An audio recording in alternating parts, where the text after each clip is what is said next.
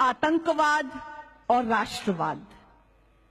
बौद्धिक आतंकवाद हम सबने सहा है। प्राइमरी एजुकेशन से हायर एजुकेशन तक हम सबने भुगता है। मैंने स्वयं सहा है। उदाहरण देना चाहूंगी, 2008 दिल्ली यूनिवर्सिटी बीए पास कोर्स, टॉपिक पढ़ाया जा रहा है एंशिएंट कल्चर इन इंडिया। उसमें एक चैप्टर है 300 रामायणास बाय A.K. रामानुजन। क्या पढ़ाया जा रहा है उसमें?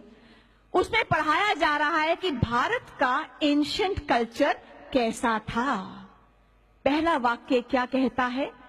रावण की छींक से सीता पैदा हुई। रावण सीता का बाप था।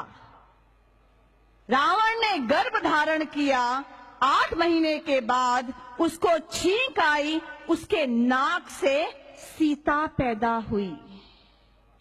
दिल्ली यूनिवर्सिटी बीए पास कोर्स, कंपल्सरी सब्जेक्ट। लक्ष्मण और सीता के अनैतिक संबंध थे और हनुमान रात को लंका के शयन कक्षों में विचरा करते थे। जब ये बात ध्यान में आई तो हमने कोर्ट का दरवाजा खटखटाया।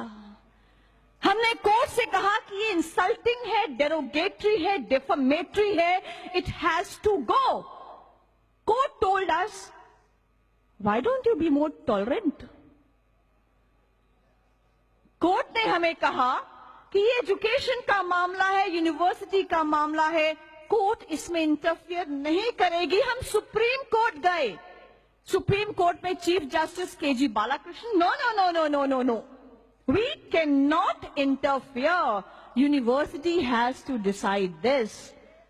कोई जज साहब ये नहीं देख पा रहे कि यूनिवर्सिटी यानी वो मार्क्सवादी शक्तियां यूनिवर्सिटी में बैठी हुई हैं जो anti Hindi, anti Hindu, anti देश काम करने में लगी हुई हैं।